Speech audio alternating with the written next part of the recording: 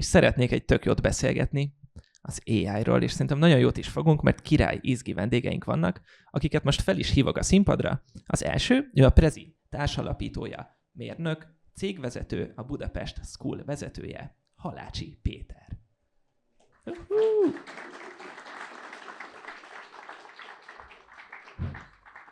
Szervusz, foglalj helyet.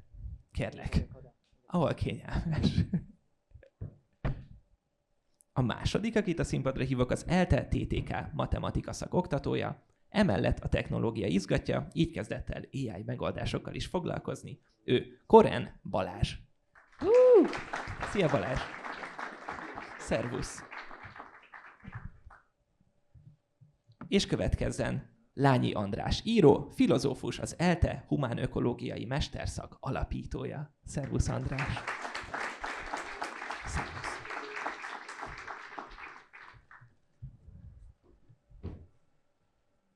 Tök jó, hogy itt vagyunk mind. Én rögtön be is dobok egy kérdést, amire bárki harapjon rá, mint egy cápa. Ez pedig az, hogy mit gondoltok, mennyire reális veszély az, hogy az AI egy nap okosabbá válik egy okos embernél. Ki az, aki szeretné rádobni magát erre a kérdésre? Akkor kérlek. Bizonyos értelemben már most is okosabb, úgyhogy ez nem egy kérdés. Viszont egyetlen, tehát ebben nem akarom csökkenteni a mindent elsőprő jelentőségét, veszélyét, vagy majd meglátjuk miért az AI-nek, de maga az elnevezés az nem stimmel. Tehát ez nem intelligencia.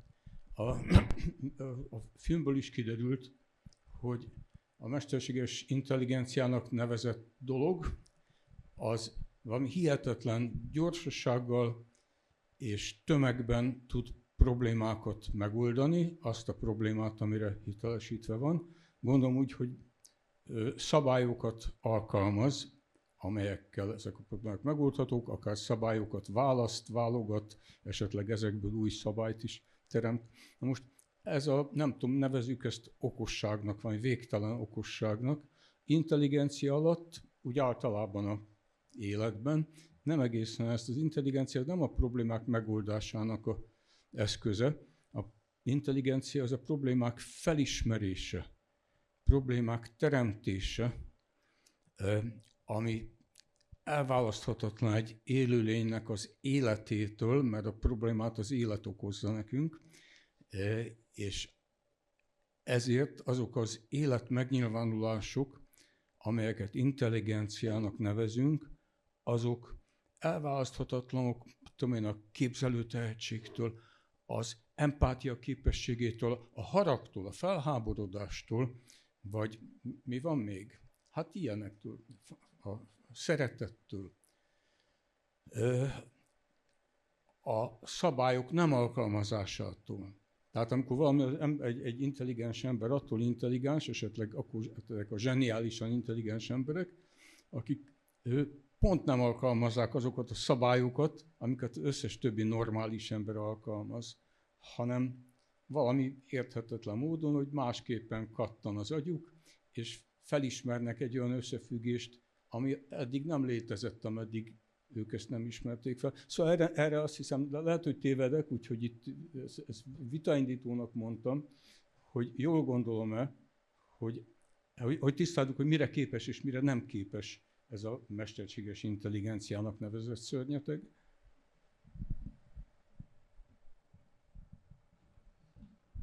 Én azon gondolkoztam, hát ugye van az a vita, hogy van-e olyan emberi dolog, ami tudományosan nem leírható.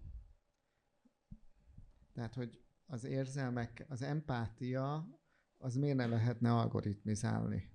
Értem, hogy nagyon emberi, idegesítően emberi. Ugye van egy másik gondolat is, amikor majd, nem tudom, hogy mondjuk magyarul, agi lesz, ma mondjuk így, hogy ő nem akar majd ember lenni, mert azért az érzelmekkel bánni azért nagyon macerás dolog tud lenni. Tehát, hogy nem biztos, hogyha optimalizálom a működésemet, és működne újra az evolúció, akkor pont ugyanaz jönne ki. Vagy hát biztos, hogy nem ugyanaz jön neki. Tehát valószínűleg nem úgy fog működni, mint az ember, hiszen miért lenne érdeke, hogy úgy működjön, mint az ember? Ez megnyugtat minket? Megnyugtat, mert az emberi dolgok olyan emberiek lesznek. Idegesítően veszélyes dolgok tudnak történni? Igen. Attól, hogy nem érez, vagy nem úgy talál ki problémát, mint az ember, ettől még lehet valami veszélyes. Atombomba sem érez, tehát azért egy nagy probléma szerintem még ma is. De hogy a nagy kérdés, hogy a tudat, azt szokták mondani, hogy jó, de ő neki nincs tudata. De pontosan mi a tudat? Ezt nem merem föltenni, mert ezt olyan helyeken szoktam föltenni, ahol erre nem válaszolnak emberek. De hogy, szóval, hogy kreatíve az az algoritmus, ami megtalál egy rák gyógyszert. És úgy csinálja, hogy egy hétvége alatt végigpróbál trillió módszert, és abból kiválasztja azt a fehérje szekvenciát, ami sikerül. Amit senki más nem tudott megcsinálni, és az én túlélési esélyeimet növelheti, mert a rákot meg. Most ez kreatív, vagy nem kreatív? A brute force az kreatív, ugye én már éltem meg, akkor már mesterséges intelligenciát csináltam, vagy akkor nem így hívtuk, amikor ez a sakkozó volt, akkor mindenki azt mondta, nyugi, de hát ez nem tudja, hogy mit játszik. Egy biztos, hogy nem élvezi. Tehát ennyi maradt meg, tehát hogy ő nem élvezi a sakkozást. De hogy, na. Folytasd nyugodtan. Ez konkrétan a Deep Blue volt? Hát ez a Deep Blue volt, és akkor mindenki azt mondta, hogy nyugi, ez nem az, mert hogy a Deep Blue az csak mindent kipróbál, és abból kiszámolja, hogy mi a legjobb. És akkor sokan mondták, hát az ember is csak lehet, hogy gyorsan, meg párhuzamosan. Tehát lehet, hogy az ember is csak kiszámolja. Tehát Polgár Judit is kiszámolja, csak Polgár Judit is nagyon sokat gyakorolta, és nagyon sok. És most ő ugyanazt csinálja, most akkor ő. Tehát, hogy van ez a Turing-teszt, hogy most átmegy a Turing-teszt, most a ChatGPT átmegy a Turing-teszten, vagy nem megy át. De 5 év múlva bármely Turing-teszt definíción át fog menni. Ezt most aláírom, tehát ez látszik. Utána az a kérdés, hogy mi marad nekünk, embereknek, meg mi marad nekünk. Nemrég olvastam ezt az idézetet, hogy nem attól félek, amikor az AI átmegy a Turing-teszten, hanem amikor majd úgy fog hazudni, hogy ne menjen át direkt a Turing-teszten. Nekem nagyon tetszett az egész ijesztő szkifi gondolata az AI-nak, mert nyilván, mint ember szeretek felkészülni a para dolgokra a jövőben. Úgyhogy még itt lejjebb fogok ásni, de nagyon szeretném, Balázs, neked is hallani a véleményed erről. De az ijesztő szkifi, tehát, hogy ezt már ismerjük. Tehát, hogy ezt Hollywood behozta, a Terminátor filmeken nőttünk föl, tehát, hogy maga ez az egész dolog, hogy most akkor az életünkre tör, egyébként ez egy nagyon érdekes dolog, gondolhatjuk azt, hogy lehet, hogy a mesterséges intelligencia ihlette ezeket a filmeket, hogy eloszlassa szépen, elültesse bennünk ugye a félelmet, aztán utána már annyit hallottuk, hogy már mindenki csak legyint, hogy úgyse fog, meg egyébként is majd jön valaki, aztán legyőzi a mesterséges intelligenciát, és ez nem fog megvalósulni.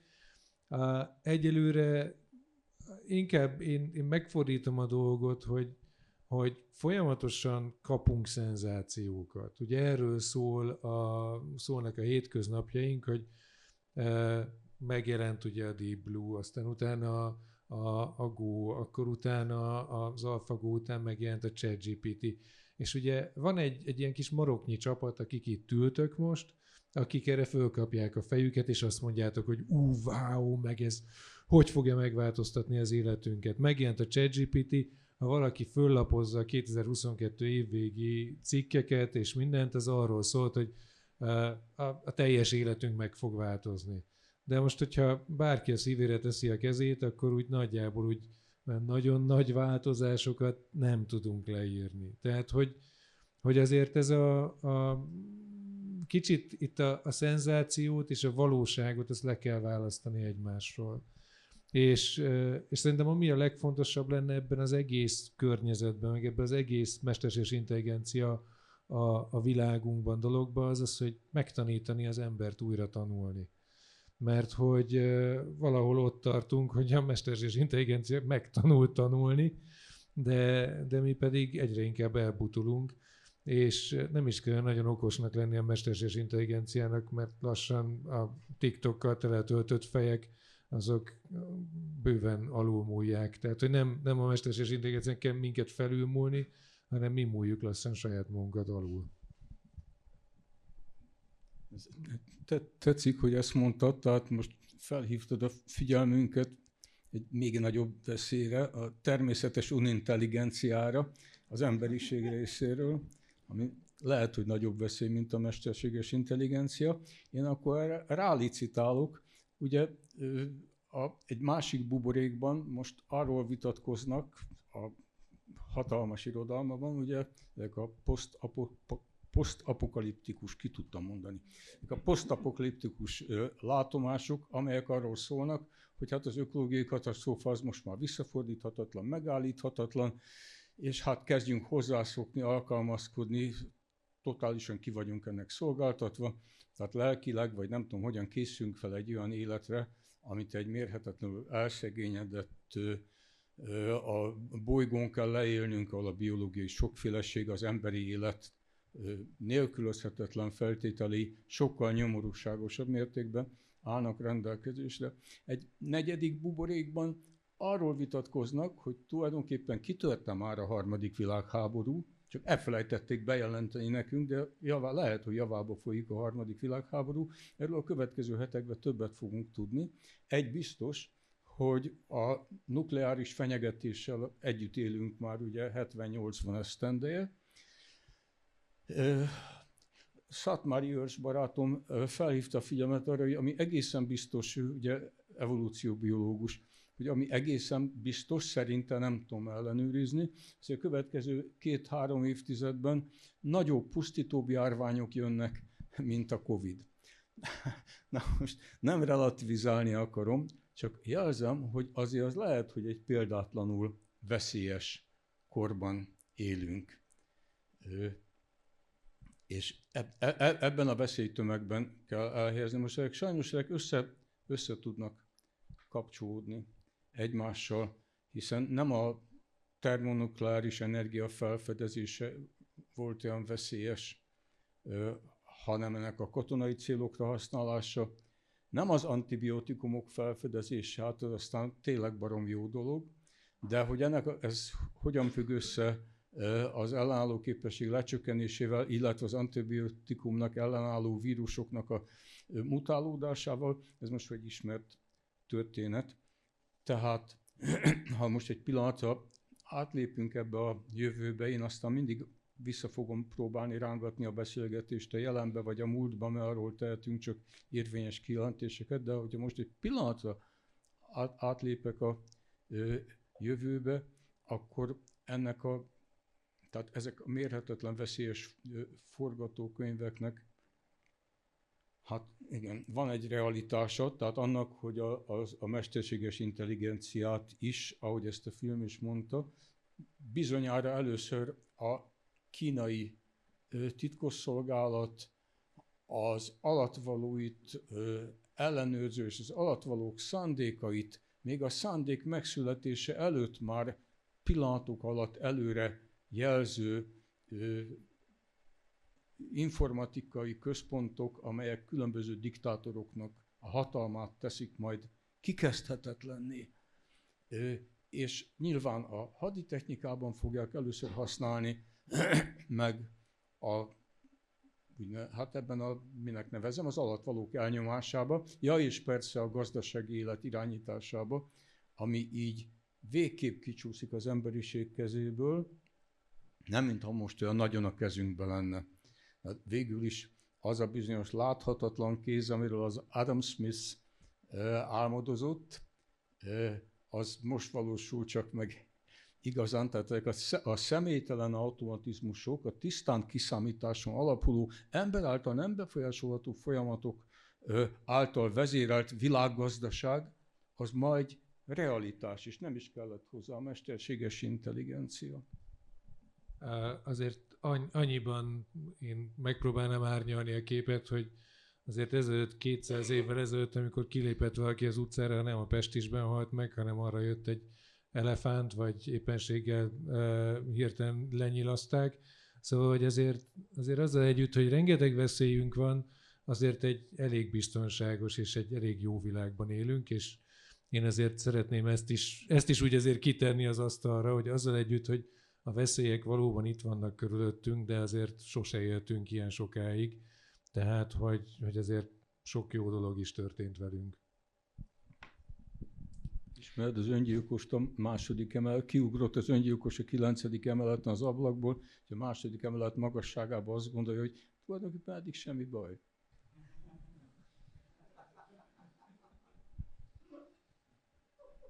De neki mi volt a célja, ugye? Ezt is akkor tegyük fel, tehát hogy a semmi baj, ugye? Tehát, hogy ez egy sikeres történet, a semmi baj, vagy nem sikeres? Hát igen, azt hiszem van ez a vita, és ez egy nem tudom, ízlésbeli különbség talán. Vannak a technooptimisták, én technooptimista vagyok, vannak a nem technooptimisták. Nagyon ritkán tudunk megegyezni dolgokban. Egy egyességet. A technooptimistáknak odáig van mindig igazuk, ameddig azt mondják, hogy az új technikák új módon képesek megoldani régi vagy új problémákat, és hát erre rengeteg példát, csak erre tudunk példát felhozni. Tehát, hogy a új fegyverekkel sokkal több embert lehet megölni, az új gyógymódokkal sokkal több embert lehet meggyógyítani, és bármi a kettő között, ami tetszik. De olyan technika még nem született, ami el tudja dönteni, hogy mi értelme van annak a feladatnak. Tehát meg tudom mondani, hogy ettől rengeteg ember meggyógyul vagy meghal, de az, hogy akarjam azt, hogy az emberek meggyógyuljanak, vagy akarjam azt, hogy az emberek meghalljanak, ez nem technikai kérdés. A célkitűzés, az értelemkeresés, az az emberi gondolkodásnak, na ez az a másik része az emberi gondolkodásnak, amiben a mesterséges intelligencia nem is állítja, hogy bele akar keveredni. Ő szabályokat alkalmaz és megold problémákat. Azt a kérdést feltenni, hogy hát például azt a kérdést, hogy akarjuk-e a mesterséges intelligenciától vezérelt világot, mert ha létrejön, akkor az a világot ugye vezérelni fogja, ebben nincs senkinek kétsége. Ezt a kérdést, ezt csak az ember alakú emberek, ezek a gondolkodó élőlények tudják ezt a kérdést feltenni, megvitatni és eldönteni. És azon gondolkozom, hogy már többször mondta a szabály alapú, tehát ezek nem szabály alapú mesterséges intelligenciák. Tehát nem az van, hogy valaki leült és azt mondta, hogy ezek a szabályok, hanem ők vesznek észre mintázatokat. Tehát, hogy tanulnak, nincsenek szabályaik. Ez egy probléma, például nem tudjuk, hogy a ChatGPT miért mondja azt, amit mondja, de szerencsére a gyerekemről se tudom néha, hogy miért mondja azt, amit mond, vagy azt se tudom, hogy én miért mondom most ezt. Vannak ötleteim, de hogy tehát, hogy tehát, hogy amit a videó mond, és ez nem ma van, hogy ha tud tanulni a gép, akkor meg tud tanulni intelligenciát is csinálni. Pont. Ez az ezen lehet vitatkozni, de ez a videó ezt mondja. Ha ezt elfogadjuk, ezt az állítást, akkor érdemes arra gondolkozni, hogy mit mond a videó. Ha nem fogadjuk el ezt az állítást, akkor a videó kuka, és az egész singularity elmélet kuka, mert ő azt mondja, a singularity, meg ez az egész agi, hogy hát mivel meg tudod tanulni sakkozni, így megtanul majd szoftvert is írni, ha megtanul szoftvert írni, akkor megtanul majd majd ő definiálja, megtanul majd célt kitűzni, megtanul majd célt elérni, megtanul majd manipulálni, empátiát, nem manipulál, hanem empát. Tehát, hogy ezeket meg tudja tanulni. Lehet azt mondani, hogy ez nincs, de hogy ez az egész gondolkozás arra van, hogy és akkor majd mi lesz? Átléptél egy határt, ahogy mondtad, egy csomó mindent meg tud tanulni, célt kitűzni, csak azon a rendszeren, vagy azon a szabályrendszeren belül tud, amit bele... Mondd már, mert szerintem nem csak én vagyok ebben tudatlan itt a teremben, hogyan programoznak egy ilyen chat micsodát, GPT-t? Hogyan programozzák? Szabályokat tanítanak meg neki. Nem. Mesélj. Fogják az összes legálisan és illegálisan, ez egy másik beszélgetés, összeszedett tudást, és ami szerintem a nagy dolog volt, és valamiért ez a videó nem mondta, amikor a deep learninget kitaláltuk, tehát, hogy olyan neurális hálókat építünk, amiben beadjuk ezeket az adatokat, és ezek a neurális hálók nagyon emberi dolgot csinálnak, fogalmakat alakítanak ki, és ma is tud, amit ilyen általános képességnek hívunk még 14 éves gyerekek körébe is. Tehát, hogy mintákból vesz észre fogalmakat, építi fel saját magának, ugyanúgy, ahogy a 2 éves gyerekem is az arc közelettével úgy néha kialakított egy anya fogalmat, nagyon remélem, aztán egy identitás fogalmat 4 évesen, tehát, hogy ugyanúgy tanulja ezt meg, és ugyanúgy meg fogja tudni tanulni, hogy ki vagyok én, ami a legnagyobb dolog, ugye? Azt hiszem, hogy ki vagyok én, és ki nem vagyok én. 48 éves vagyok, még mindig nem mindig sikerül. De hogy ezekből szedi össze, amit lát. Na most akkor kezd dolog lenni, tehát ezek az algoritmusok, amikor sakkozik, az nagyon durva, ott kell neki egy ilyen sikerfüggvény, tehát hogy lejátszik egy sakkmeccset, és tudnia kell, hogy ő most nyert, vagy nem nyert. Ennek az algoritmusnak van egy neve, de így tud megtanulni vezetni az autó. Mert nem kell összetörni az autót, mert leszimulálja, hogyha én a kormányt balra fordítom, és itt jön az elefánt, akkor az elefántnak neki megyek, és elütöm azt a terhes nőt. Tehát ezeket mind végig tudja szimulálni, és ebből eldönti, hogy a kormányt ott nem fordítom balra. Az például érdekes lesz, amikor nem kell ember, hogy kipróbáljunk egy fehérje szekvenciát. Na, az föl fogja gyorsítani, mert ma azért lassú a gyógyszeripar, mert embereket használunk arra, hogy leteszteljünk hipotéziseket.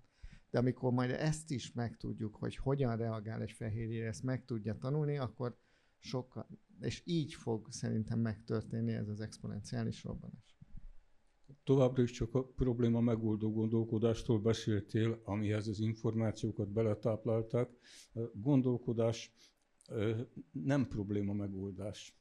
Ennél sokkal több, és nem, hogy amilyen egyszerű racionális műveletekre, fogalom manipulációra nem visszavezethető tevékenység, vagy nem egyszerűsíthető gondolkodás. De itt most egy másik témát felvetettél, ezt szerintem ezen most ne rugózzunk tovább, bár szívesen. De felvetjük, nem állhatom meg, hogy ne kössek bele egy másik pontba, amikor avval a legpozitívabb, amit mondtál, hogy és akkor kurvára felgyorsul a tesztelése a gyógyszereknek. Tehát eddig minden gazdasági optimalizáció mögött és minden ilyen fejlesztés mögött mindig megtaláljuk ezt a gyorsítás, hatékonyságnövelés, gyorsaságnövelés dolgot. Hova a túróba sietünk? Nem mondanátok-e meg? Tehát, hogy biztos-e, hogy az önmagában jó döntés, hogyha valaminek a gyorsabb megoldását, ráadásul most már az emberi felfogó képességnél gyorsabb megoldásokat forszírozzuk, amivel végképp kicsúszik a kezünkből minden kontroll a saját sorsunk fölött. De ez gyanítom elkerülhetetlen, tehát ez történik. Az, hogy gyorsulunk. Ez nem, erről nehéz vitázni szerintem. Nem azt mondtam, hogy nem történik, csak ez jó ez nekünk. Nagyon bízom benne. Biztos, hogy nem, tehát hogy van, ami nem jó, hogy mondjam, ha jó, akkor jó, ha nem jó, akkor nagyon nem jó. Azért a 2008-as pénzügyi válság mögött az van, hogy egy olyan komplex rendszert hoztunk létre, ahol a kormányok elfelejtettek szabályozni, mert a láthatatlan kéz majd mindent megold, hát nem oldott meg mindent. Majd kifizettük a bankokat, de itt a szélső balos beszél belőlem. De hogy ennyi történt meg, de tulajdonképpen annyi, hogy már azok, akiknek ott kellett volna ülni és vigyázni az emberek gazdaságára, azok már nem értették, hogy mi van. És ezt azért tudtuk megcsinálni, mert technológia volt, még már akkor is volt AI. Tehát ez a fajta komplexitás, hogyha túl gyorsítunk, túl komplex, akkor az a baj, hogy vannak emberek, akik még mindig elhiszik, hogy értik a dolgokat, de már nem. Hogy értik a dolgokat, de hát hogy már rég nem értik a politikusaink szerintem. Ja, én csak arra gondoltam reagálni, hogy ugye ez a gyorsaság, de nem a gyorsaság szerintem a hangsúly, vagy nem ezen van a fő hangsúly, hanem ha mondjuk azt mondjuk, hogy egy rák ellenszerét keressük, akkor ugye mindig az van, hogy mi emberek vagyunk, és van egy mögöttes motivációnk, és ezt sose szabad elfelejteni az egészben. Az emberiségnek van egy olyan motiváció, még gazdagabb, még szuperebb, még szebb akarok lenni, de hogyha mondjuk itt a rák ellenszerének a kutatását kutatjuk, akkor sajnos azt gondolom, hogy mindenkinek van egy olyan ismerőse, és bízom benne, hogy nem túl közeli ismerőse, akinek nagyon jó lett volna, hogyha gyorsabban van orvosság például rákra, és tudunk ezen segíteni. Tehát ez a típusú gyorsaság, én megint csak ketté választanám ezeket a dolgokat. Nem lehet, és ami szerintem még egy nagyon fontos aspektus ebben az egész dologban, hogy nem szabad elmennünk egy ilyen uniform irányba, mert hogy ez együtt jár az uniformizálás, és az oktatásnak ez az állandó halála, amikor egységként tekintünk a gyerekre, egységként tekintünk az emberre, és mindannyian különbözőek vagyunk. És ez egy tök jó dolog, hogyha itt körbenézünk, akkor nem ugyanaz az arc van, 100, nem tudom hányan vagyunk itt a teremben, nézd velem szembe, hanem fiúk, lányok, különböző kis szemüvegbe, kis szakállal, ki anélkül. Ez egy jó dolog, ez a sokszínűség, és ezzel a felgyorsulással és ez az uniformizálás, én ezt érzem egy sokkal nagyobb veszélyének ennek az egésznek, úgyhogy bízom benne, hogy ez viszont nem fog bekövetkezni. Az összefügg. Az uniformizálódás az a mai világban éppen annak a következménye, hogy különböző részben gazdasági kényszerűségek, részben hatalmi, politikai kényszerűségek oda vezettek, hogy hát mindenki ugyanarra a célra optimalizál, és aki ezt a leggyorsabban, a leghatékonyabban oldja meg, az a mintázat, az győz.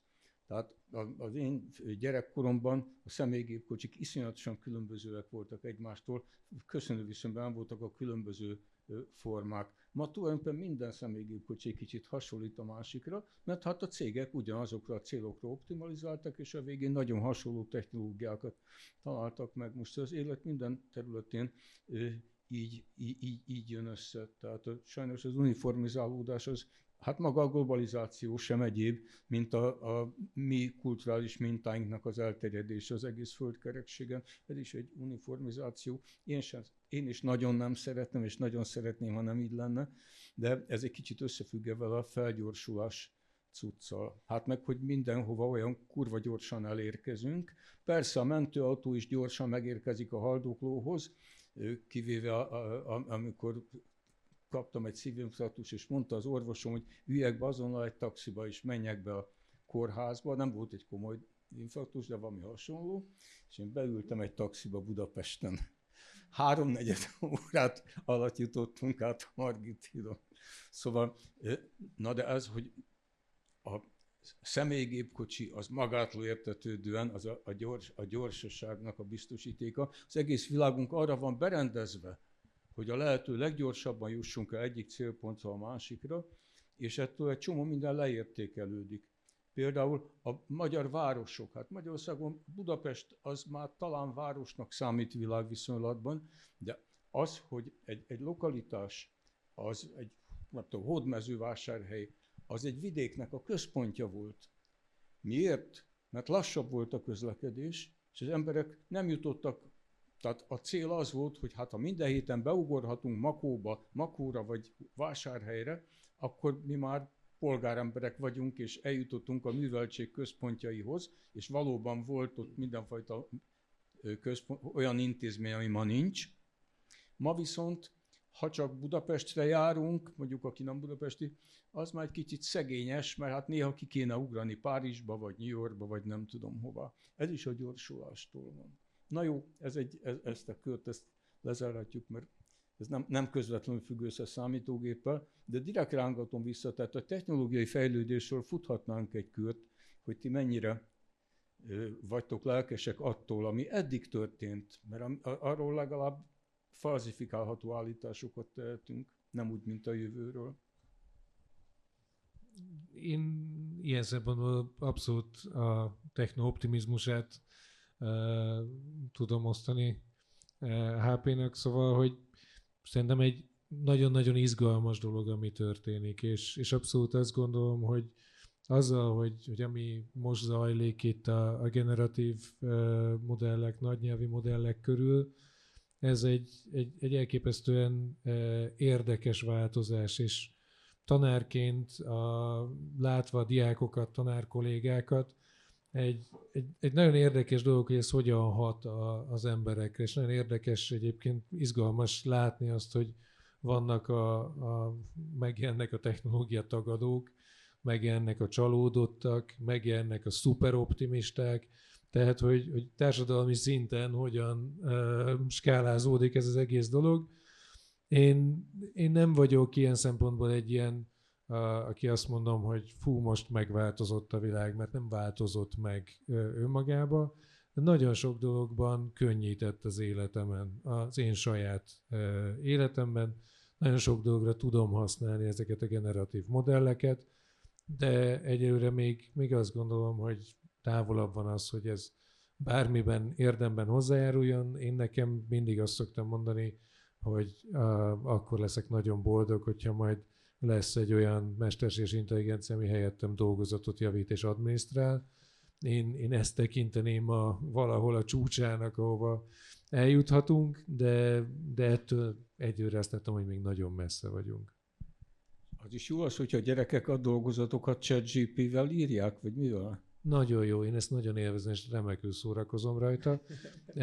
És lássuk, gyarapodni fog, vagy egyre hülyébbek lesznek, hogyha a dolgozatokat ezzel megiratják. De ez pont arról szól, hogy ha egy új perspektívába helyezi a tanítást, és helyez engem, aki kénytelen vagyok ismerni a diákjaimat. És ez egy tök jó dolog, hogy valami kirángatott ebből a one size fits all világból, mert ha ismerem a diákot, akkor innentől kezdve tudom, hogy ezt ő írta, vagy nem ő írta. És rákényszerít arra, hogy beszélgessünk újra a diákokkal, és minél több legyen a szociális interakció. Úgyhogy ez egy tök jó irány.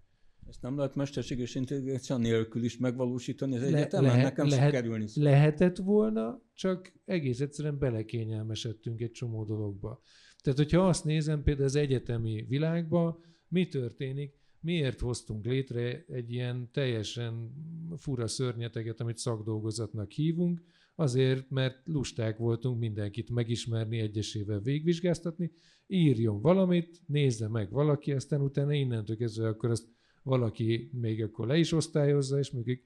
Most, amíg itt vannak a nagy nyelvi modellek, lassan, ugye, illetve folyamatosan megkérdőjelezzük, hogy most akkor mi fog történni, hogyan tudjuk kideríteni, hogy tényleg az a diák, tényleg az a hallgató írta azt a szakdolgozatot, és ugye ezáltal mi történik, fel fog értékelődni a diploma védés része, ami jelenleg ugye egy ilyen mondva csinált sztori, csinálj egy prezentációt, mondd el 10 percben, hogy mi van a szakdolgozatodban, igazából jó eséllyel a bírálóbizottság olvasta a szakdolgozatot, kisebb eséllyel nem olvasta a szakdolgozatot, és akkor utána majd az esélyeket kitáljuk, de hogy igen, tehát igyekszem optimistaként tekinteni, de hogy alapvetően a védés egy mondva csinált része volt a dolognak, és az írás volt a nagy meló. Na ennek meg kell végre fordulnia. És ez egy nagyobb teher lesz oktatókon, természetesen ezt látjuk, de hogy eljutunk egyre inkább oda, hogy ismernem kell, beszélgetnem kell a hallgatókkal, és ezt szerintem ez egy jó irány. Ez megint fölvet egy csomó kérdést ezzel kapcsolatban, hogy jó ez a tömegtermelés, amit most csinálunk az oktatásban, tehát hogy rengeteg, igazából bármiről beszélünk, kinyitunk még 300 újabb kérdést, úgyhogy mindenki bízom benne csomagolt hideg élelmet, hálózsákot, mert akkor tényleg a végére érhetünk a dolgoknak. Válaszolva kérdésre, a technológia jobbá tette a világunkat. Az én, nem tudom, 2-vel ezelőtti munkahelyem, vagy az első, én társadalomtudósok között szocializálódtam, én mérnök vagyok, de egy új média központban kezdtem a karrieremet. Ahol arról volt szó, 2000-es években vagyunk, hogy az új média és a digitális média az demokratizálja a hozzáférést a nyilvánossághoz, és milyen nagyon jó. Ma már azért ez a társaság, amikor összejön, akkor a Trumpot meg a izét emlegetjük, hogy kellett-e nekünk tényleg demokratizálni a hozzáférést, és hogy a populizmusnak hogyan adott teret a technológia. De azért arról is beszélgetek emberekkel, hogy most egy dokumentumfilmet mesélt valaki, aminek nem tudom mi a címe, és remélem látta valaki, és megmondja, hogy 30 évvel ezelőtt bántalmazott fiúgyerekek megölték a szüleiket, és ennek a tárgyalása van dokumentumfilme, és Menendez. Igen, akkor bölcsészek között mindig kell tudni, hogy mi a film, ki szervezt, ki csinálta, én nem tudom. Na, de hogy 30 év alatt a bántalmazáshoz való viszonyunk mennyire megváltozott, és ehhez kellett az, hogy ezek az emberek a nyilvánossághoz hozzá tudjanak férni. Tehát a MeToo mozgalomhoz lehet, hogy a Trump is nyert a Facebookkal, de azért a MeToo mozgalom is nyert, és egy nagyon sok minden nyert azzal, hogy a nyilvánossághoz nem csak kevés kiválasztott hatalmas fér hozzá. Úgyhogy egyszerre szerintem jó, és hát nagyon idegesítően rossz is a technológiai változás. Én úgy nőttem föl, az én nagymamám azt tanította, hogy a penicillin jó. Tehát, hogy az megmentett életeket, ő fogorvos volt, hogy a világháborúban a bölcsesség fogba belehaltak emberek. Én így nőttem föl, tehát nekem a techno-optimizmus az von Hausához. Csak ugyanabban a világháborúban különböző nagyon korszerű technikai eszközökkel emberek millióit ölték meg, és ezeknek egy részét azután a nagyon fejlett orvostudomány helyben meg is mentette. Úgyhogy miután a végtelenségig tudnánk példákat hozni arra, hogy a technológiai haladás milyen csodálatos ajándékokkal látta el az emberiséget, és hogy milyen szörnyűségeket okozott, én ajánlok egy kompromisszumot, amit nem én találtam ki, hanem abban a buborékban közhely, ahonnan én jövök, hogy miközben így mondom, az európai emberiség vagy a nyugati civilizáció az elmúlt fél évezredben a tudományos technológiai haladás egészen példátlan mértékét mutatta be, ettől a önmagában talán mégiscsak örvendetes fejleménytől döbbenetesen elmaradt. Hát ezt úgy mondják, hogy az erkölcsi gondolkodásunk. Tehát azért céloztam az előbb arra, hogy annak, hogy minek van értelme, hogy mit válasszunk, hogy ezeket a csodálatos technikai találmányokat mire használjuk és mire ne használjuk, ez a fajta gondolkodás maradt le, és ez nem csak gondolkodás, ez intézmények. Tehát azok a politikai intézmények, amik körülbelül az utóbbi 200 évben azt hiszem, hogy semmit nem találtunk ki. Nem találtunk ki új politikai intézményeket. A felvilágosodás korának a találmányait tökéletesítgetjük, vagy inkább rongáljuk, miközben egy egészen más mesterséges környezetet hoztunk létre, egészen más hatalmi eszközöket adtunk az emberek, a jó emberek és a rossz emberek kezébe, hogy így mondjam. Tehát, hogy itt van a gap. És most megint feltalálunk új dolgokat, a genetikai mérnökösködéstől a mesterséges intelligenciáig, és nagy valószínűséggel ezek a fantasztikus új jó dolgok is elsősorban azoknak a tudás, a pénz és a kényszerítő hatalom koncentrációja szinte elkerülhetetlen. Tehát ahol a tudás van, ott lesz a pénz, ahol a pénz van, ott lesz a tudás, ezt megfigyelhettük. Tehát ezt a szörnyű hatalom koncentrációt, amit én a legjobban félek, ami ma az emberiség sorsa, amitől teljesen képtelenek vagyunk a saját jövőnket befolyásolni. Ezt tovább fokozzák ezek a különböző újdonságok, éppen azért, mert ezek az emberi képességeket messze meghaladják. Az is, amit a genetikai génsebészet változtatni, beavatkozik az emberi szervezetbe, az is, amit a mesterséges intelligencia képes rá. Ezért vagyok én technoszkeptikus, vagy mi. És mit látsz megoldásnak? Mert hogy a problémát fölvázoltad, meg elmondod, hogy ezzel baj van, de hogyan lehetne? Tehát, hogyha most azt mondanák, hogy te vagy a világ döntéshozója, dönts, légy szíves, hogyan menjünk tovább, mi legyen, akkor mi lenne erre a válaszod? Megpróbálnám felhívni ezekre az ellentmondásokra a figyelmét minél több embernek, tehát ugyanazt tenném, csak talán jobb hatásfokkal, mint amit most teszek. Szerintem ebben egyetértünk, tehát, és a videó is azt mondja, hogy a mai világunk és berendezkedésünk nincs kész arra, ami történik, hiszen 200 éve nem upgrade-eltük, hiszen 200 éve nem módosítottuk az intézmény struktúrát, és nagyon úgy néz ki, hogy kezdjük szétszedni az intézmény struktúrát. Nem? Tehát, hogy ráadásul ez a szuverenitásvédelmi hivatal eszembe jutott egy újdonság. Szerintem az egy... De és szerintem abban is egyetértünk, én azon szoktam gondolkozni, és még visszamenni a tudáshoz. Ha sikerül megoldani, és miért ne sikerülne megoldani, hogy az agyam és a gép között nem az ember által kitalált ilyen nagyon alacsony sávszélességű nyelvet kell használni. Tehát, hogy gondolok, és ő tudja, és ő gondol, és én tudom. Ez kell. Ezt ki kell találni, ezen dolgoznak.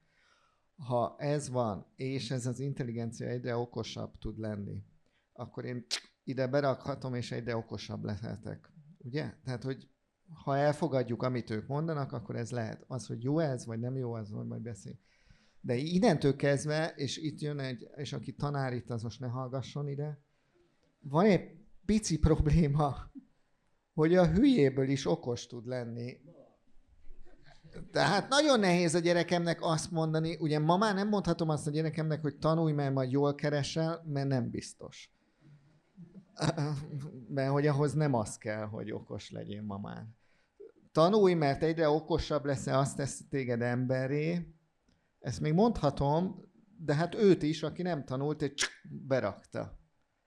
Meg van egy etikai probléma, hogy ma nagyon úgy néz ki, hogy valahogy a tehetséget, okosságot a hatalomhoz hozzákötjük, vagy visszafele azt mondjuk, hogy azért ő a miniszterelnök, mert milyen tehetséges. De ha én is ugyanolyan tehetséges leszek, akkor utána mit fogunk mondani? Ha már említetted a gyereket, szerinted reálisan tartania kell a gyerekednek attól, hogy életében lesz olyan kortársa itt Magyarországon, akinek ott lesz a chip a fejében? Hát vagy vannak olyan influencerek, akik ott ülnek és videókat mondanak, és okosnak néznek ki. Igen. Bocs, hogy ilyen. Tehát, hogy van-e, ez ma történik. Hát igen. Kis AI-jal, ma még nem csíp és oda teszed, de hát mindenki nagyon okosnak tud kinézni egy videón. Igen, ez világos volt. Régen mennyit kellett érte dolgozni? Én erről olvastam egy nagyon jó könyvet, amit most felfedeztél, azt gondolja végig egy Michael Sandel nevű amerikai filozófus évtizedekkel ezelőtt a GMO kapcsán, és oda jut, hogy attól kezdve, hogyha mi ilyen technikai úton, most mindegy, hogy mesterséges intelligencia, egy chipet helyeznek beléd, vagy a gyerekednek a génjeibe avatkoznak bele, és attól te szebb, okosabb, gyorsabb, sikeresebb, erősebb, bátrabb, nem tudom, mi leszel, hogy kaptál egy ilyen, micsodát a fejedbe, egy ilyen mesterséges intelligenciát, vagy a génjeidbe valamit, ettől egyszerűen elvész, akkor mondjuk ki, elvész az értelme az emberi kiválóságnak, elvész az értelme az erőfeszítésnek, az igyekvésnek, a törekvésnek, mindenfajta versenynek, versenysportnak, és hát tulajdonképpen az ember, mindannak, ezt nevezik emberi méltóságnak. Hát mire vagy olyan büszke? arra, hogy ember vagy, arra, hogy nem nől szőr a hátadon. Nem, arra vagyok büszke, hogy én tehetséggel, szorgalommal, egyéni döntés és önfeláldozás útján másoknál okosabb, nem tudom, mit tudok lenni. Tehát ez megy a lecsóba. Igen, de én itt is egy picit vitatkoznék, és próbálnám az optimista szemléletet behozni. Tehát, hogy ott van, legyőzött bennünket a gép sakkban. Ugye soha nem leszünk annyira jók sakkban, mint a mesterséges intelligencia. De mégsem az történt, hogy most mindenki hátradőlt, és azt mondja, hogy akkor innentől kezdve nincs értelme sakkozni, mert úgy is le fog engem győzni a mesterséges intelligencia, hanem továbbra is sakkozni tanulunk, szeretjük, élvezzük, versenyeket csinálunk, és nagyon jól tudjuk egyébként, hogy bármikor, ha ott lenne egy mesterséges intelligencia, akkor az legyőzne bennünket. Tehát én azt gondolom, hogy azért van bennünk egy ilyen, hogy igen, hogyha majd jön, berakom a dologba, akkor majd ugyanúgy, hogy dopingvizsgálat van az olimpián, majd nem tudom, mindenkinek leborotválják a fejét a sakkmérkőzések előtt, és megnézik, hogy hol van az illeszték, vagy nincsen. Tehát, hogy másfajta doping ellenőrzést fogunk majd csinálni, de ezzel együtt az emberi igényünk szerintem nem fog eltűnni ettől, hogy mi akarunk, és jól akarunk versenyezni, és tisztán akarunk versenyezni. Úgyhogy én optimista vagyok. Mert a példa nem szerencsés, te egy olyan példát hozol, ahol nem kötelező kiállnod a gép ellen. Tehát te nem akarsz géppel sakkozni, te egy másik emberrel akarsz. De sajnos vannak és lesznek olyan választások, az nem a szabad választásodon múlik, tehát hogy amikor az országodat lerohanják olyan katonák, akiket genetikailag úgy módosítottak, hogy ne ismerjék a félelmet és ne ismerjék az irgalmat, akkor te kénytelen vagy ezekkel a katonákkal megküzdeni.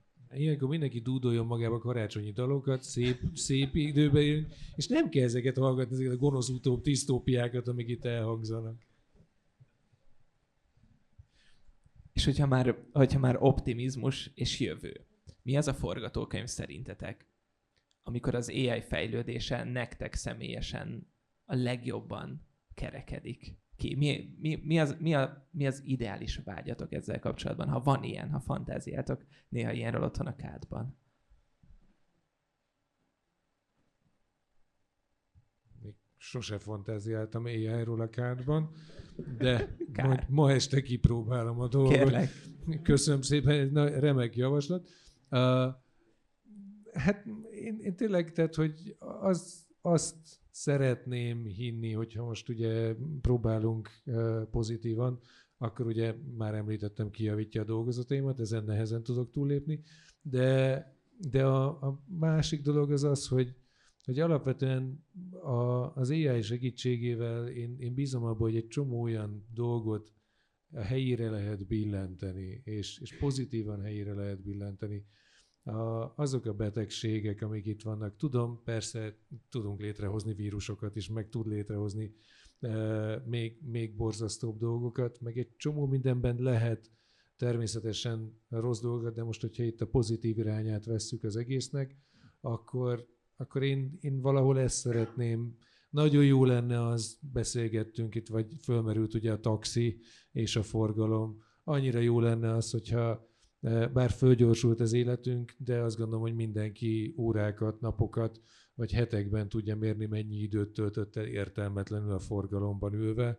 Tehát, hogyha mondjuk ezt az időt értelmesen tudnám eltölteni, már csak az, hogy aludhatnék közben, vagy egy filmet néznék, vagy olvasnék, vagy bármi, ahelyett, hogy a dugóban ülök, vagy a repülőtéren várok, vagy bármit értelmetlen tevékenységet végzek. Tehát, hogyha ezek úgy ugye helyükre tudnak billenni, ez egy nagyon jó dolog lenne.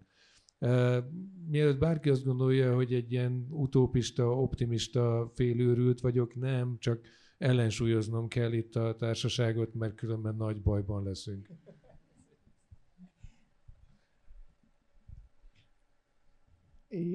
Én azon gondolkozom, hogy hogy én kezdek megnyugodni, hogy amit a gép meg tud csinálni, azt majd megcsinálja, és mi meg elkezdhetjük élvezni az életet. Tehát, hogy a sakknál beszéltük, hogy azért sakkozom mással, mert élvezem, nem kell csinálnom.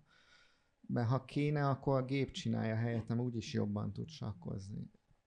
Tehát, hogy szerintem az történik,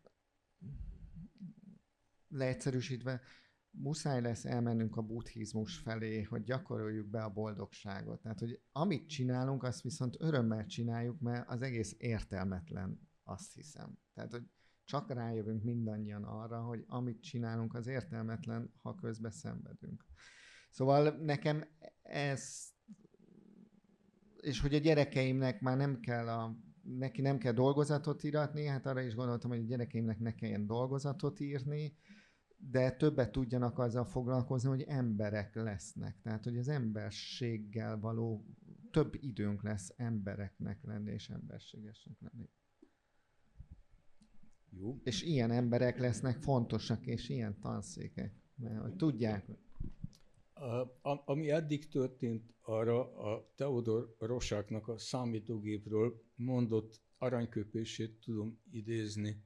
A számítógép a lehető legjobb megoldás az összes olyan problémára, ami nem létezne, hogyha nem találták volna fel a számítógépet. Ami ez után jön, tehát hogy akarjuk vagy ne, tehát hogy vágyódjunk a mesterséges intelligencia szép új világába, vagy pedig minden eszközzel kerüljük el, hogy ez a világ létrejöjjön. Erre egy egyszerű keresünk egy modellt, hogy dönteni tudjunk. Kérdezlek titeket, hogyha itt van egy doboz, hogyha ezt a dobozt kinyitod, akkor két eset lehetséges. Vagy teljesül minden kívánságod, vagy azonnal megdög lesz. Kinyitod a dobozt? 14 éves koromban eldöntöttem, hogy ezekre a kérdésekre nem válaszolok. Profi.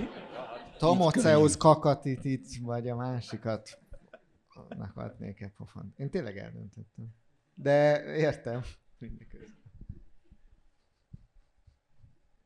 Ez a doboz szerintem is zárva marad. Tehát ez, itt matematikailag túl nagy az esély arra, hogy nem járunk jól. Bocs, hadd használjam ki, hogy van egy filozófus mellettem, nagyon tényleg. Van ez a probléma, amit mindig mondtam, már 20 éve mondtak, de valószínűleg 100 éve, hogy azt üssük el, a terhes nőt üssük el, vagy ez megvan, ugye? De hogy ez már régen filozófusok, hogy jön a vonat, ott egy váltó, és akkor te eldöntheted, hogy a terhes nőt üsd el, vagy a 3 öreg embert, azt hiszem, így kell csinálni, és akkor ennek van valami neve ennek a problémának, és akkor meg fölteszik azt, hogy az önvezető autó majd hogy fog erről dönteni, és majd a Google fogja eldönteni, hogy ki hal meg ki nem hal meg. És azon gondolkozom, hogy ezt tuti, hogy valamit csináltak vele a filozófusok már. Tehát például az önvezető autó megállhatna. Azt mondja, hogy figyelj, nem döntök. Értem, hogy De ez egy sokkal egyszerűbb kérdés volt, nem ilyen ördögi kérdés, hanem ezt a kérdést az életünkben nem minden nap, tehát ilyen kérdésbe beleütközünk gyakran életünkbe, tehát hogy megkockáztassak-e egy ismeretlen lehetőséget, csak hát az életben nem szoktuk ennyire, tehát nem ilyen halálos veszély van. Ebben az esetben viszont halálos veszély van, tehát úgy gondolom, hogy mindaz, amit csak a filmben mutatott, és ezt a film nem is tagadja, hogy ettől a mesterséges intelligencia által uralt világ, az embernél lényegesen nagyobb értelmi megoldó képességgel rendelkező rendszernek az uralma, attól inkább jót vársz, vagy inkább rosszat. Szerintem ettől normális ember csak rosszat várhat, bocsánatot kérek. Tehát mert hogy még tovább egyszerűsítem a kérdést, kiengeded a hatalmat a kezedből, tudva azt, hogy az ember egy gonosz, önző, gyáva, szolgalelkű, hatalomvágyó légy, szóval olyan, amilyen van,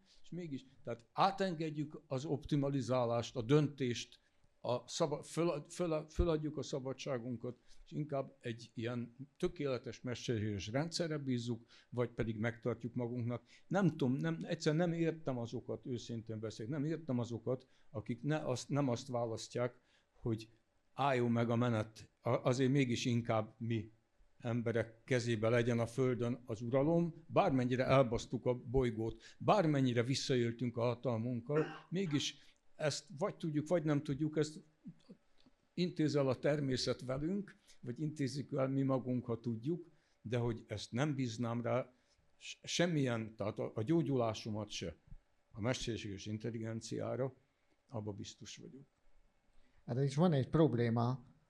A kapitalizmussal körülbelül 5 vállalat kezébe tettük ezt a döntést. És tudjuk, hogy mi a kapitalizmus optimalizációs függvénye. Tehát, hogy elhiszed, hogy nem vagyok ennek a híve. Tehát, hogy nincs doboz, nincs az ember, aki kinyitná. Ez már az a baj, hogy hát majd nyitogatják, és igen, hát kb. Igen.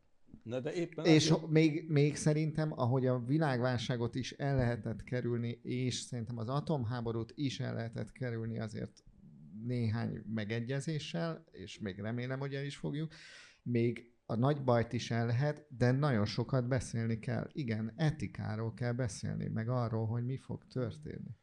Ja, de sajnos ebben a pillanatban tehát a mesterséges intelligenciát is először az Elon Musk meg a Xi Jinping fogja használni, és nem mi. Úgyhogy ezek összeadódnak, tehát az a világ ma 5 ember kezében van, ami egy illúzió, nem ez az 5 ember is a hálózat, vagy a rendszer működési logikájának a kezében vannak ezek az emberek. De hogy ez a rendszer ezekkel a szörnyetegekkel, akiket kitermelt, ezekkel nem az emberiség javára fogja használni azokat a fantasztikus új találmányokat, amiket mi nem tudunk kontrollálni, ez sajnos több, mint valószínű. Akinek nálam sokkal jobb kérdései vannak, azok itt ülnek a közönségben, és nagyon nagy szeretettel várnék egy felmenő kezet az úrtól. Tudunk adni neki egy mikrofont, vagy adjam oda az enyémet? Megteszed akkor, hogy ide jössz, kérlek, bármilyen kényelmetlen is, és én odaadom a mikrofonomat neked. Kösz szépen. Lehet, hogy itt leülök. Kérlek, ülj le, persze. Sziasztok, nagyon szépen köszönöm a mikrofont meg, hogy ide ülhettem. Annyi minden volt, és végig pörgött az ember agya, és nagyon sok mindenre reflektálni, és nagyon sok kérdés van. Úgyhogy próbálok borzasztó rövid lenni, vagy arra reagálni, amire emlékszem. Az önvezető autó morális kérdésére az egyik robotikával foglalkozó barátom azt mondta, hogy nem az a kérdés, hogy kit üt el az autó, az a kérdés, hogy vissza lehet-e 0,5%-kal szorítani a közlekedési balesetben meghaló emberek számát. Ha igen, akkor kész, akkor ez a morális kérdés nem létezik tovább. Tehát ha már kevesebb baleset van, akkor ez így feloldódott ez a dolog. Ő egy mérnök, ugye? Igen. Sajnos nem úgy működik a világ, hogy mi mérnökök ezt szeretnénk. Én is fenntartottam egyébként azt, hogy talán ez a kérdés ennél lehet árnyaltabb. A techno-optimizmussal kapcsolatban pedig az jutott eszembe, hogy van rengeteg sok, nem tudom, budai UX-UI designer ismerősöm, akik borzasztó techno-optimisták. A Szabolcs-Szatmár-Bereg megyéből viszonylag kevesebb techno-optimista barátom van. Ellenben viszont olyan, meg nagyon sok, akikhez eljut a mérhetetlen mennyiségű dezinformáció és hasonló, és abban teljesen egyetértek, hogy ilyes formában nem változott a világ, mert az ember az csak ember. Viszont egyébként szerintem nem szabad kihagyni az amplitúdót, mint olyan ebből a kérdésből, hiszen ezek a tanulási görbék, amikre eddig volt az embernek ideje felkészülni, meg elsajátítani egyébként esetleg évszázadok alatt az, hogy erre hogyan reagáljon. Az emberi élet nem igazodott az emberi élet hozzá ezekhez a csúcsokhoz, amik ezek a tanulási görbék lettek, és ez szerintem egyébként ezt muszáj tárgyalni, hogy az amplitúdó, a hatásfok, az abszolút nem mindegy. Meg hát ugye engem meglep, hogy olyan sokkal prózaibb dolgokról nem esett szó, hogy ezek a generatív eszközök borzasztóan nem hatékonyan működnek. A 2-es számrendszer alapú fajta programozás az egy borzasztó nem hatékony dolog, a természet teljesen más számrendszerek alatt működik. Ha csak arra gondolunk, hogy szintén egy szoftverfejlesztő barátom arról beszélt nekem, hogy mekkora problémát jelent, amikor az Aldinak csinálják a programokat, és és váltani kell a valuták között. És az, hogy tört számok egyébként mekkora számsorok lesznek úgy, hogy egyébként a másfelet borzasztó könnyű elképzelni almába, hogy egy alma, fél alma, ez a természetben borzasztó egyszerű, ez ezekben a rendszerekben meg végtelen sok kód. Nem esik szó arról, hogy milyen durván környezetszennyezőek vagyunk digitálisan. Tehát, hogy az, hogy csinálunk egy Csöcsös Orbán Viktor animét, és kurva jót röhögünk rajta, az hány hektárba kerül nekünk.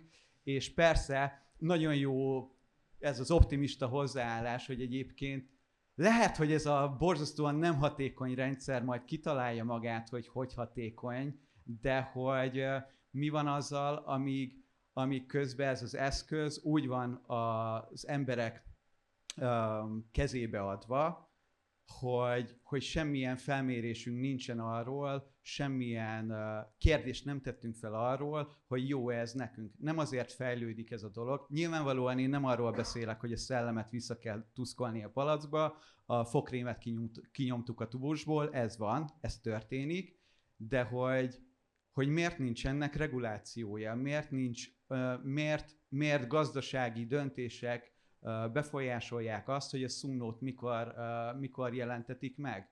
És hogy lesz-e értelme egyébként filmet csinálni. Amúgy mindig lesz értelme filmet csinálni, ez nem kérdés igazából, de hogy miért nem történik azzal valami, hogy ezek a cégek nem azért versenyeznek, mert nekünk valamilyen igényünk van rá, mert mi mindenképpen a Csöcsös Orbán Viktor animéket akarunk generálni, miért fordítva történik ez a dolog, hogy ezek a cégek igényt teremtenek arra, hogy most már ezt is megcsinálhatod, és közben semmilyen kérdés nincs arról, hogy ez kell nekünk egyáltalán.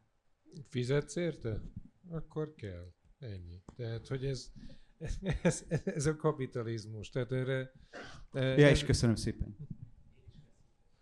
Nagyon jó volt, és nagyon szépen köszönjük ezeket a hozzászólásokat, vagy ezt a hosszú hozzászólást. Itt az a baj, ami elhangzott, hogy vannak ezek a kapitalista nagyvállalatok, akik egész egyszerűen profitot akarnak termelni, akik arra mennek rá, hogy a figyelmedet megkapják, erről szól minden. És addig, ameddig, ha te most éppenséggel mémek gyártásával és ilyen dologgal, most gyárthatunk filmeket, és egyébként nagyon jó lesz majd, hogyha tényleg lehet értelmes filmeket gyártani, jelenleg nem lehet, és erdők árán tudunk teljesen haszontalan, teljesen használhatatlan hülyeségeket csinálni. És valóban ennek aztán az ég egyatt a világon semmi gyakorlati haszna nincsen. Egyetlen egy gyakorlati haszna van, hogyha most megnézzük az OpenAI szorát, aki használni akarja, az már csak akkor tud, hogyha legalább havonta $20, de inkább 200-at csenget ki. Ez kinek jó? Egyedül az OpenAI-nak. Tehát sajnos addig, ameddig ilyen gazdasági érdekek vannak az egész mögött, addig nem nagyon tudunk arról beszélni, hogy szép lenne a környezetvédelem, meg hogyha odafigyelnénk rá, meg mennyire jó dolgokat is lehetne csinálni vele. Pénz beszél, és ennyi. Igyekeztem optimista lenni, ennyit sikerült kihozni belőle. Még 2 kérdésre van időnk. Itt láttam egy kezet fellebbenni először, és aztán hátul majd az úr lesz a következő. Parancsolj! Köszönöm szépen. Igyekszem akkor rövidre fogni. Az első az a filozófiai kérdés volt, hogy tehát hogy célt tűzzön ki maga elé a mesterséges intelligencia. Szerintem ez az, amire nem biztos, hogy szükség lesz. Tehát, hogy azt akarom ezzel mondani, hogy elég, ha arra ott van ember, hogy kitűzze a célt, és innentől jönnek a bajok egyébként, tehát, hogy ha a írógépet, számítógépet, internetet és a mesterséges intelligenciát a késekhez hasonlítom, akkor van a műanyag kés, amit az ember a 4 évesek kezébe ad, ez a hagyományos tanulás, az hagyományos írásbeliség, a konyhakés lesz a számítógép, internet, és akkor van a szikénk, a mesterséges intelligencia. A 4 évesnek nem adnánk a kezébe a szikét, jó, és remélem legalábbis a többség nem. És most pontosan ezt csináljuk. Tehát, hogy szerintem inkább ami ilyen filozófiai, vagy ilyen morális vagy etikai kérdés lesz, hogy kinek a kezében lesz a slusszkulcs ez az egészhez. itt ugye visszatérünk a kapitalizmushoz, visszatérünk ahhoz, hogy a top menedzserek a kapitalizmusban nagyobb eséllyel szociopaták vagy pszichopaták. Tehát, hogy itt egy csomó baj van, és pontosan szerintem itt dől el majd az egész, hogy jó utasítást adunk-e. Tehát, hogy jót kérünk-e a mesterséges intelligenciától. Itt dől el, hogy atombomba lesz belőle, vagy zöld energia.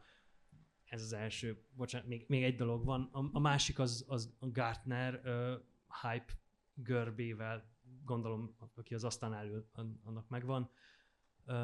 Mi nagyon az elején vagyunk ennek az egésznek. Tehát, hogy most pont az a korszak van talán ebben a dologban, ami az internetnél ez a MySpace világ volt. Tehát, hogy mindenféle dolgokra elkezdjük használni azt a fajta kést, ami éppen a kezünkben van. Várhatóan ez egyrészt optimalizálja is magát, amiről már most beszéltünk eleget, másrészt meg ráfordulunk azokra a felhasználási területekre, ahol ezeknek a megoldásoknak értelme van, ami akár jó, akár rossz értelemben hasznot teremt. A félelem bennem. Tehát a szkepticizmus ott van, hogy nem jóra fogjuk használni, valószínűleg, de az, hogy elveszítenénk teljesen a kontrollt, abban inkább kételkedem. Félek, hogy azért ez nem ennyire kétesélyes ez a játszma. Még jóval a számítógép feltalálása előtt a 20. század közepén születtek a technológia kritikának olyan elméletei, én főleg a Jacques Ellul nevű pasit ajánlom a figyelmetekbe, ami azt magyarázza, hogy a technológiai rendszerek szükségképpen olyan zárt rendszerek, amelyekhez a maguk tökéletes zárt logikája teszi lehetővé a működésüket, de ez nem teszi lehetővé azt, hogy az ember beleavatkozzon. Az ember a technológia rendszerébe inkább csak mint egy ilyen hiba tényező jelenik meg, mint az a valószínűleg ittas mérnök, aki miatt a Csernobili atomerőmű leégett. Szóval a technológiai rendszernél az egy illúzió, hogy most kinek a kezébe kerül a kulcs, a gonosz kapitalisták, vagy a jóságos diktátorok, vagy a derék egyszerű emberek kezébe, akik mi vagyunk. A helyzet az, hogy ezek a rendszerek igen nagy mértékben öntörvényűek, és egy ilyen technológiai rendszernek a működése nagyjából diktálja azt, hogy mire lehet használni. Ez nem abszolút értelemben, tehát nem lehetetlen befolyásolni, módosítani, de hogy úgy mondjam, ez nem ilyen, nem vagyunk pariban, nem vagyunk egyelő erősek a technológiai rendszerek, és mi tévedni tudó, hibázó, véletlenszerűen cselekvő humanoidok. Én szeretném mindenki húgyhólyagját továbbra is tiszteletben tartani, úgyhogy doppergés az utolsó kérdés következik, és ott láttam egy kezet libeni. Ha nem szuper kényelmetlen, ide jössz a közelembe, kérlek. Köszönöm szépen. Eddig tudok jönni, parancsolj. Leülök én is, jó? Jó estét, sziasztok! Kicsit izgulok. Szerintem a 21. század legnagyobb értéke a figyelem. Úgyhogy köszönöm, hogy rám figyeltek. ChatGPT-vel megfogalmaztam a kérdésemet, mert ő jobban csinálja, mint én.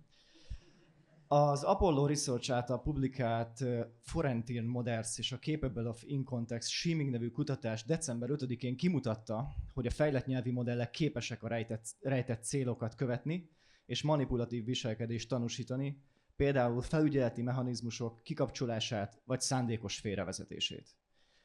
Önök szerintetek mennyire reális veszélyt jelent ez a közeljövőben, a jelenlegi AI fejlesztésekben, és milyen konkrét eszközöket tudunk mi beépíteni a saját életünkbe, hogy ilyen típusú shaming az ne jöjjön létre, és hogy tulajdonképpen ne kerüljön meg minket az AI. Köszi.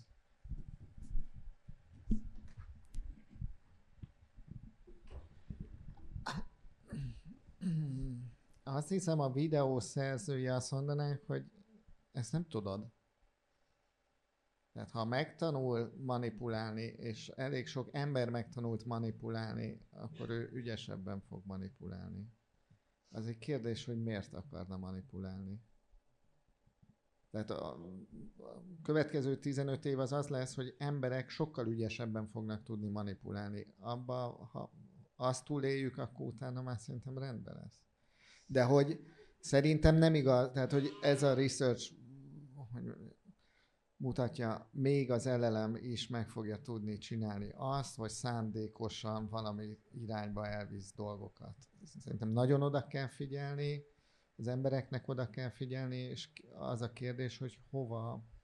Tehát, hogy ez egy fegyver lesz-e emberek kezében, hova rakjuk ezt be, erre meg oda kell figyelni. Szerintem ennyit tudunk csinálni. Maga a technológia nem fogja magát megállítani. Hát miért csinálna ilyet?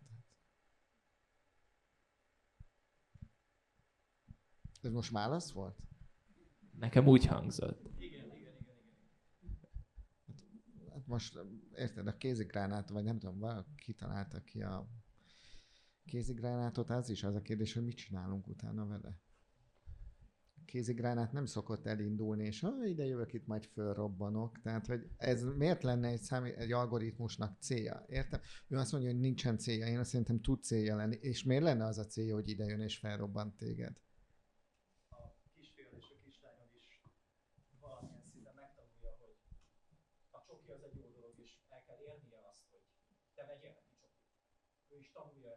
Értem, csak miért akarna kiírtani? Attól, hogy mi kiírtottuk a bálnákat, attól miért akarna a számítógép kiírtani minket?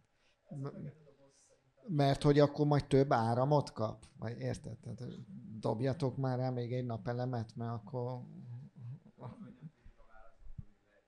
Szerintem lehetséges, persze sok minden lehetséges, meg az is lehet, hogy az egész világ felrobban, tehát, hogy, de tényleg, és akkor meg nincs. Csak akkor így mondom, én ezzel nyugtatom magamat. Másik beszélgetésen ez volt a téma, hogy ki akar-e minket írtani az AI, és sokkal valószínűbb az, hogy egyszerűen irreleváns lesz, hogy az emberiség él vagy hal. Tehát, hogy egyszerűen, ahogy mondjam, megpróbálják a csirkék elmagyarázni nekünk, hogy miért akarnak életben maradni, ez minket nem érdekel. És ez a veszély talán sokkal valósabb, hogy ellenünk fordul, mert egyszerűen szarja, hogy mi van. Igen, de a csirkéket megesszük, ezt azért ne feledjük, tehát azért bizony, mert a mesterséges intelligencia nem akar minket megenni, és nem tekint csirkének. Szóval azért kicsit komolytalan, tehát egy olyan jövőről, amiről tudjuk, hogy nem tudhattunk róla semmit, hogy ebben jól fognak-e velünk bánni a számítógépek, ha majd átveszik az uralmat, ez a kérdés megválaszolhatatlan. Épp elmélyű ember ugye erre azt válaszolná, hogy mi emberiség gondoskodjunk arról, hogy ez ne következzen be. És itt a közbülső kérdés, amiről már tudunk értelmesen beszélgetni, az, hogy miért nem intézkedünk, mi emberiség. Azért nem intézkedünk, mert hogyha mi most egy zárt közösség lennénk, egy átlátható méretű zárt közösség, eldöntenénk, hogy nekünk kurvára nem hiányzik ez a túl kockázatos és inkább késsel metéljük a húst, és nem valamilyen mesterséges intelligenciával. De viszont ezt nem tehetjük, mert mindjárt elmagyarázzák nekünk bölcs vezetőink, hogy a szomszéd hatalom viszont teljes erőből fejleszti a mesterséges intelligenciát. Tehát az előttünk álló, sajnos nem megoldható, de legalább átlátható kérdés az, hogy egy olyan világban, ahol élet-halál harc folyik az erőforrásokért, állig felfegyverzett hatalmak között, ott van a legkisebb esélye annak, hogy ne a másik legyőzésére, pusztításra, kényszerítésre, ellenőrzésre, lehallgatásra, megfigyelésre használják a mesterséges intelligenciát. Én ebben vagyok pesszimista, ezért nincs is kedvem tovább gondolni, és aztán mi lesz, ha már a számítógépek átvették a hatalmat. Ezt majd a dédunokáink beszéljék meg egymással. Nagyon szépen köszönjük mindnyájatoknak, hogy itt voltatok, ahogy a kérdezőknek is, és mindenkinek, aki ezt ilyen örömmel hallgatta. Januárban, hogyha megéljük a januárt, akkor folytatjuk, és majd lesz itt egy QR kód, amit be tudtok szkennelni, hogyha szeretnétek eljönni erre az eseményre, mi szeretettel várunk majd erre is titeket. És nekem ugyan haza kell szaladnom, mert a kisbabámnak nagyon nyűgös napja van, de tökre örülnénk, hogyha így maradnátok sokan, és akkor beszélgetnétek a bárpultnál, vagy a cigizősnél, hogyha dohányoztok, persze ne dohányozzatok. És tényleg kösz, hogy itt voltatok. További szép estét mindenkinek.